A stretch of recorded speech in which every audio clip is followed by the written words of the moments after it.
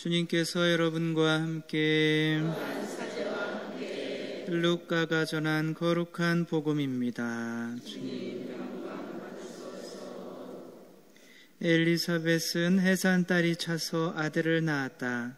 이웃과 친척들은 주님께서 엘리사벳에게 큰 자비를 베푸셨다는 것을 듣고 그와 함께 기뻐하였다. 8회째 되는 날 그들은 아기의 할례식에 갔다가 아버지의 이름을 따서 아기를 즈카리아라고 부르려 하였다. 그러나 아기 어머니는 안 됩니다. 요한이라고 불러야 합니다. 하고 말하였다. 그들은 당신의 친척 가운데에는 그런 이름을 가진 이가 없습니다. 하며 그 아버지에게 아기의 이름을 무엇이라 하겠느냐고 손짓으로 물었다. 즈카리아는 글 쓰는 판을 달라고 하여 그의 이름은 요한이라고 썼다. 그러자 모두 놀라워하였다. 그때 즈카리아는 즉시 입이 열리고 혀가 풀려 말을 하기 시작하면서 하느님을 찬미하였다. 그리하여 이웃이 모두 두려움에 휩싸였다. 그리고 이 모든 일이 유다의 온 산악지방에서 화제가 되었다. 소문을 들은 이들은 모두 그것을 마음에 새기며 이 아이가 대체 무엇이 될 것인가 하고 말하였다. 정녕 주님의 손길이 그를 보살피고 계셨던 것이다. 아기는 자라면서 정신도 굳세어졌다. 그리고 그는 이스라엘 백성 앞에 나타날 때까지 광야에서 살았다. 주님의 말씀입니다. 그리스도님 찬미합니다. 앉으십시오. 참 예수님, 작년에 이맘때에 그 오디션, TV에 오디션 프로그램 있죠. 뭐 노래하거나 뭐 해서 코리안 갓 탤런트인가 뭐 거기에 성악했던 청년의 기억나세요? 최성봉 씨라. 오, 대단하시네. 그 넬라 판타지아로 얘가 처음에 나와가지고 고아예요. 길거리에서 어렸을 5살 때부터 길거리에서 살다가 껌파리 하다가 거기 나와가지고 2등을 하게 됐어요. 지금 오바마 대통령도 알아요. 우리만 몰라요. 그래서 최성봉이라고 23살인데 얘가 이제 유튜브라고 동영상 보는 거 아시죠? 예, 그 유튜브 2천만이 조회를 했어요. 유튜브 사상 최단시간에 2천만 조회라고 하더라고요. 최성봉 씨가 이제 얼마 전에 TV에 나와서 자기가 살아온 거를 이렇게 이야기했어요. 그거를 들었는데 백도시, 강연 백도시 TV만 보시나 봐요? 기도도 하셔야죠. 강연 백도시. 아니, 그래도 뭐 좀 알고 있으면 편해요, 강론할 때. 강연 백도시 거기 나와서 했는데, 3살 때 유치원에 들어갔대요. 근데 5살 때 맞는 게 싫어서 유치원을 탈출을 합니다.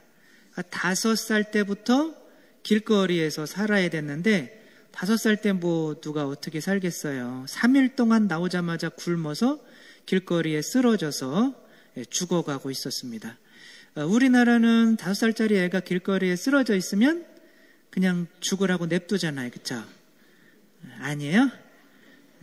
아니에요. 그 친구는 이렇게 5살에 길거리에 3일 동안 굶어서 죽어가고 있었는데 이 사람이 구해주지 않았으면 못 살아났죠. 10살짜리 꼬마애, 껌 팔던 꼬마애가 얘를 구해줍니다. 다른 우리나라 사람들은 아무도 안 구해줘요. 우리나라가 어쩌면 이렇게 됐는지 모르겠죠. 그쵸? 길거리 술 먹고 쓰러져 있으면 추운 겨울에 성당 와야 돼요? 도와줘야 돼요? 그냥 성당 오죠. 지나쳐서. 그러면 죄예요. 그쵸? 성당 오는 거는 이웃 사랑을 해라고 오는 겁니다. 성당 오는 게 목표가 아니라 도와주는 게 목표예요. 아무튼 그렇게 이제 걔가 껌 파는 돈으로 얘를 짜장면을 사줘요. 거기서 나와서 먹은 첫 번째 짜장면이에요. 처음 밥인 거죠. 얘한테 이제 껌 팔고 바카스 파는 법을 가르쳐줘요.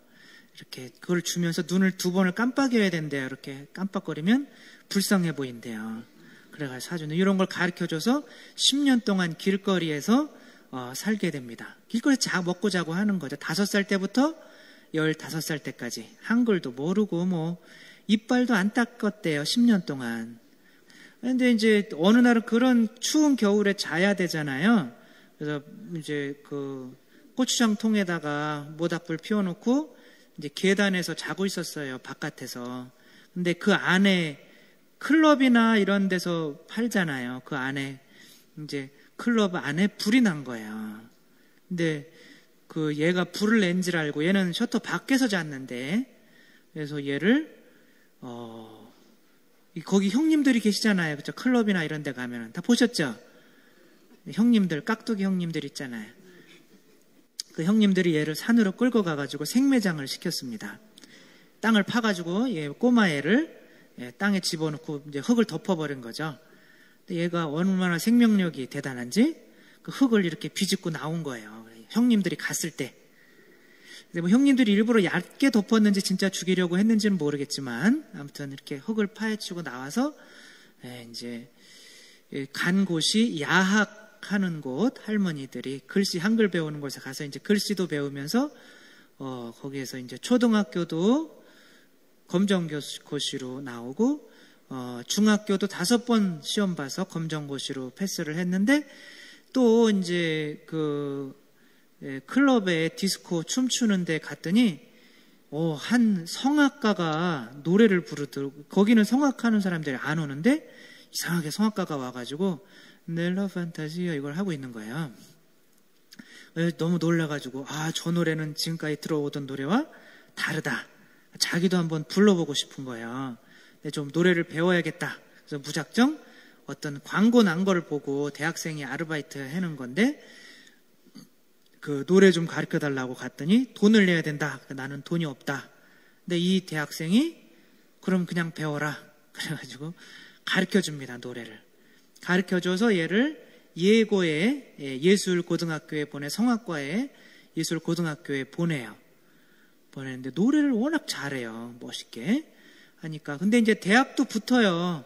붙는데 이제 돈이 있어요, 없어요? 없는 거죠. 이제 나는 여기서 그래도 희망을 뭔가 가졌었는데 돈이 없다는 거를 극복할 수가 없었던 거죠. 정말 자기 혼자 공부해가지고 고등학교까지 가고 대학교도 합격은 했는데 돈이 없으니까 못 가는 거죠.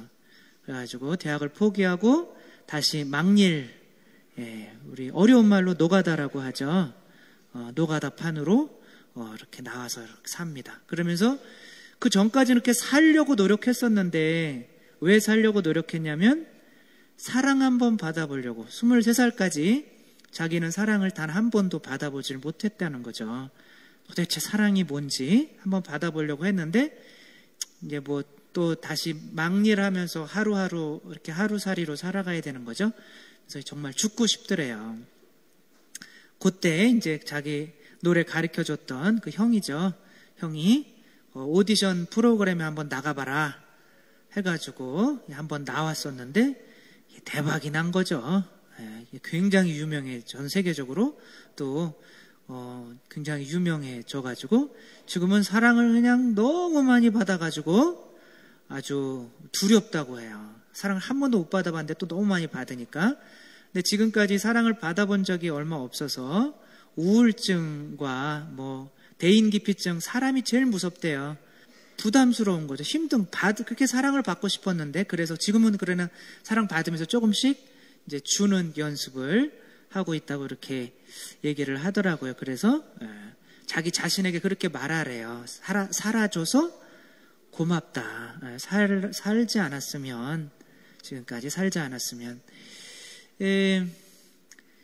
그런 거죠. 아주 단순한 얘기 하려고 하는 거예요. 사랑을 받으면 사랑을 줄 수 있고 상처받은 사람은 상처밖에 줄 수 없다는 거죠. 제가 얼마 전에 여기서 우리 수님들이 만들어 놔가지고 밥 실험하는 거 보셨죠? 밥 그 사무실 앞에 보셨어요? 3개 놓고 사랑에 짜증나, 무관심. 그 냄새 맡아보셨어요? 이제 기회가 없어요. 깨졌어요. 사랑에는 제가 볼 땐 실패한 것 같아요. 그래도 냄새는 확실히 차이가 납니다. 사랑에는 정말 향기로운 냄새가 나요. 오랜 시간이 정말 이 뜨거운 곳에서 있었는데도, 그 다음에 짜증나는, 진짜 짜증나는 냄새가 나요. 막 썩는 냄새.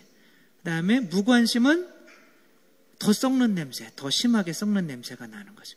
사랑을 받은 애는 그만큼 향기로운 거를 사람들에게 주지만, 미움, 짜증, 또 무관심을 받은 사람들은 그거밖에 줄 수가 없는 거죠. 그래서 사람들도 마찬가지예요. 우리가 언제 가장 많은 사랑을 받아야 돼요? 우리가 처음에 잉태됐을 때부터 지금까지 보면 이 사람이 커질 때, 이렇게 사람으로 될 때, 태아에 있을 때 한 8, 90%의 성격이 형성이 된다는 거죠. 그래서 태아에 있을 때 사랑을 받지 못하면 그게 평생 가는 거죠. 어떤 사람은 이제 그런 최면으로 해가지고 이렇게 과거로 돌아가는 거죠. 뱃속으로. 근데 5살이 되니까 막 자기 목을 막 조르더래요. 숨 막히다고. 지가 목을 조르면서 숨이 막히대요. 웃긴 거죠. 아무튼 그런데 엄마한테 물어보니까 그때 일 나가야 돼서 복대로 임신을 5개월째 복대로 꽉 쪼매고 다녔던 거죠. 그러니까 너무 아이가 이렇게 목이 마른 거. 어떤 분은 저에게 와서 또 그 우울증과 대인기피증 그거 있는 청년애, 젊은 여자애였는데, 그거를 이제 가다 보니까 태아에 있을 때, 예전에도 말씀드렸는데, 이제 태아에 있을 때 그걸 기억을 하는 거예요. 넌 살아야 돼, 너는 죽으면 안 돼, 라는 여자의 목소리가 들려요. 이렇게 얘기를 하는 거예요. 옆에 있던 엄마가 깜짝 놀랬죠. 왜 놀랬어요? 엄마가 한 소리니까. 엄마가 이렇게 배 쓰다듬으면서. 그때 아빠가 바람 피면, 지가 바람 피면, 이게 자기가 나쁜 놈은 다 나쁜 놈처럼 보이잖아요. 다른 사람들이. 그쵸?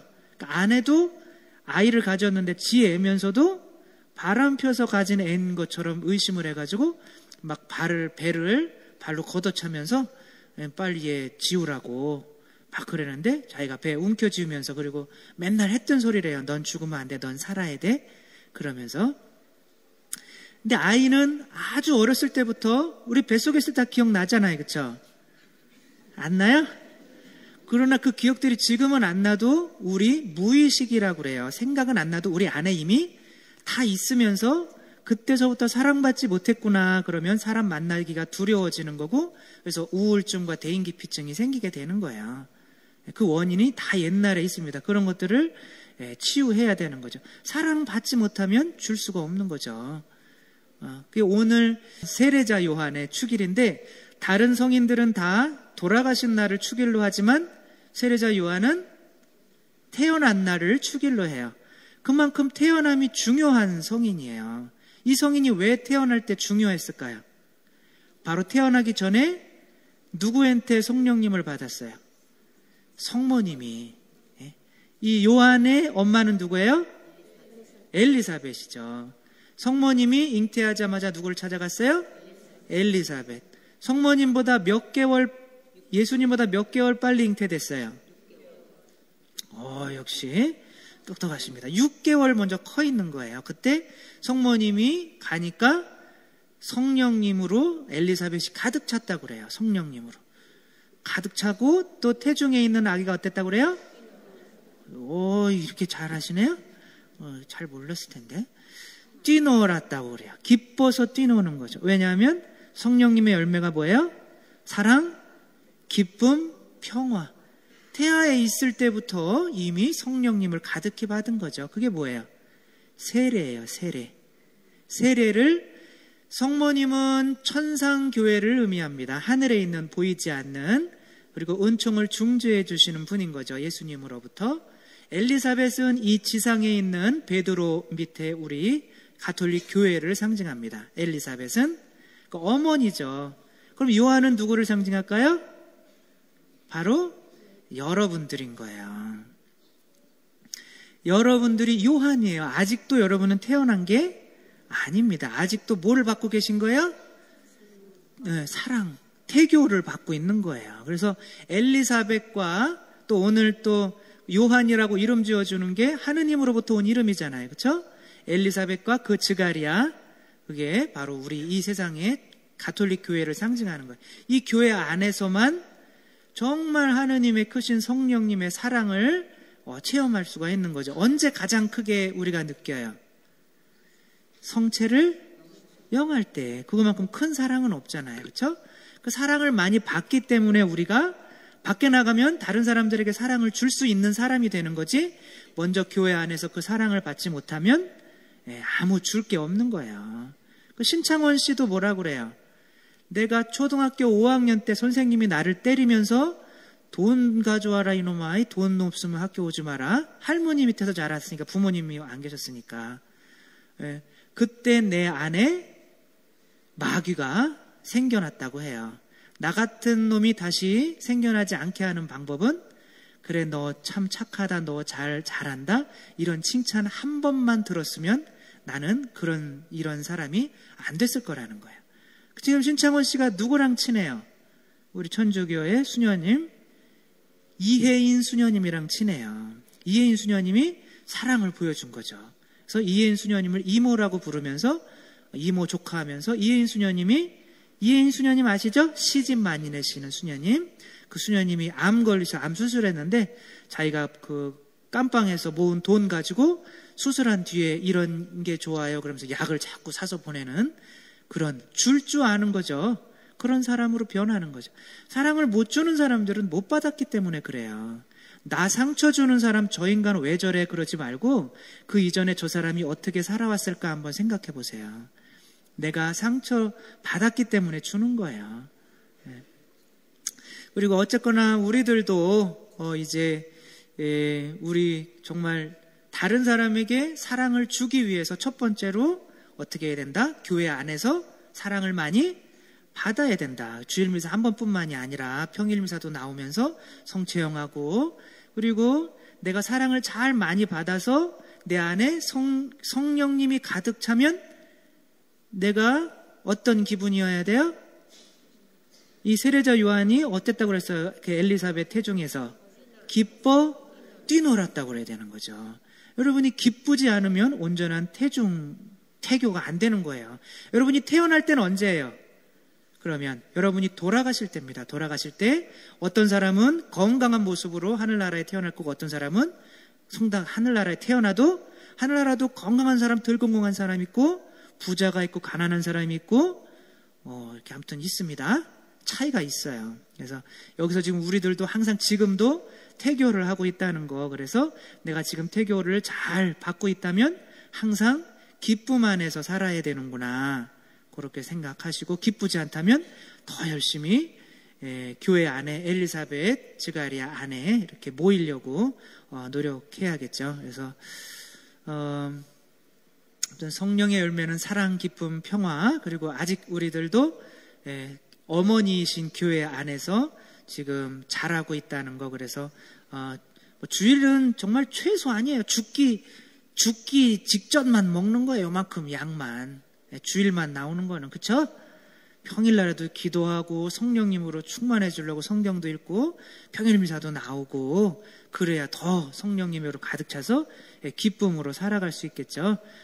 우리들 애벌레처럼, 조그만 애벌레는 조그만 나비밖에 못 나오지만 많이 먹고 큰 성장한 애벌레는 큰 나비로 태어나게 돼 있죠. 우리들도 지금 교회 안에 태중에 있는 요한이라는 거, 그래서 우리 자신들 기쁨 안에서, 성령님 안에서 더 크게 성장시켜 가려고 노력해야겠습니다.